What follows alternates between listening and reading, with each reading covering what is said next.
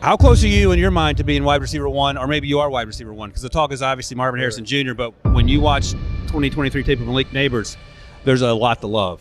I believe I'm wide receiver one. Harrison led the Buckeyes in receiving in each of those past 2 seasons and won the Blitnikoff Award this season as the nation's top wide receiver. Let me start here, though, Mel. Obviously, we know how you feel about Marvin Harrison Jr. Do you think it's even a conversation in your eyes between Marvin Harrison Jr. and Malik Nabers? So, along with the top quarterback prospects in the 2024 NFL Draft, there are also a lot of top receiver prospects. The top 3 include Marvin Harrison Jr., Malik Nabers, and Romeo Dunze. However, the 2 I want to talk about today are Marvin Harrison and Malik Nabers, because I believe those are probably the 2 top receivers in this draft, but I don't want to discredit Romeo Dunze at all because he is definitely a great receiver prospect, and I think he's going to be a very solid pro when he comes to the NFL. The reason I want to talk about Harrison and Nabers, though, is because I believe they are both a true generational talent. But before I start talking about Harrison and Nabers, I would like to ask you guys to please like and subscribe.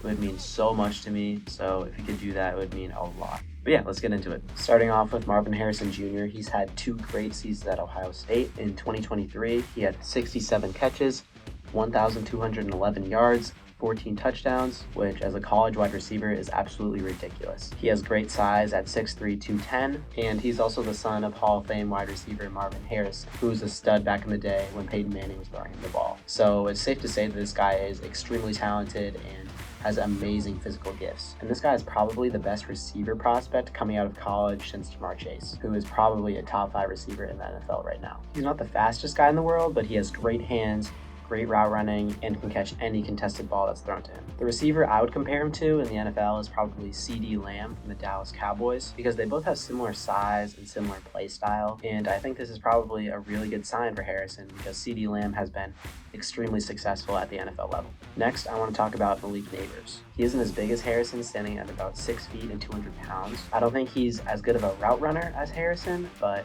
he has great speed and great hands. He's also coming out of LSU, which is notorious for having great wide receiver prospects, such as Justin Jefferson and Ja'Marr Chase in recent years, and going back to even Odell Beckham Jr. about 10 years ago. And honestly, this guy reminds me a lot of Justin Jefferson and a lot of OBJ, and even Ja'Marr Chase as well. This past year, he had an even better season than Harrison did, having 89 catches, 1,569 yards, and 14 touchdowns. I think he definitely has the skills to produce effectively on all 3 levels as an NFL pro, and he just glides and burns past defenders deep or can push them into retreat for an easy stop route. He also has great hands, which allow him to make a lot of contested catches, and he has a great vertical, which allows him to come down with a lot of jump balls. And overall, I think this guy is going to be a great pro. So after going over these 2 guys, I want to discuss who I think is better, and that is Marvin Harrison Jr. I think Malik Nabers is going to be a great pro. I think he has a lot of amazing skills that are going to make him excel at the NFL level, but I think he definitely needs to work on polishing those skills a little bit more before he becomes really good at that level. Harrison, I think, has a lot more potential coming into the league right away to produce because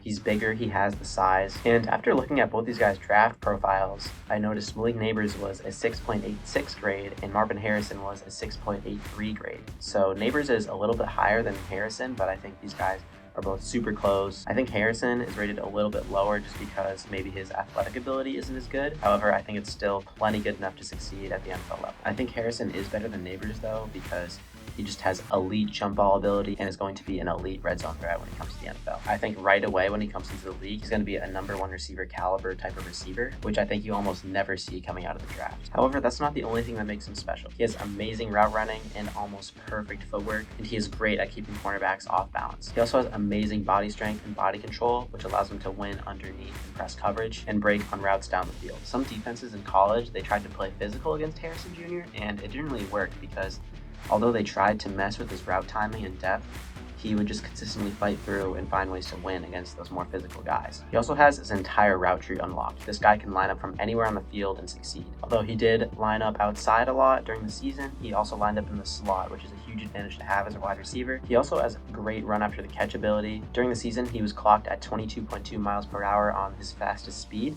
which would convert to about a 4.3 something 40, which is absolutely blazing. At his height, that is absurd. Alright, so that's why I think Marvin Harrison Jr. is better than Malik Nabers. But yeah, I don't want to discredit Malik Nabers at all because I think he's going to be an amazing pro. I just think it's going to take him a little bit more time to develop as an NFL wide receiver than it's going to take Marvin Harrison. And yeah, let me know if you guys agree or disagree down in the comments below. I would love to hear your feedback. And also, if you enjoyed, please like and subscribe. I would really appreciate it a lot. It would mean so much to me, so much to the channel. But yeah, that's all I got for you guys, so I'll see you in the next one.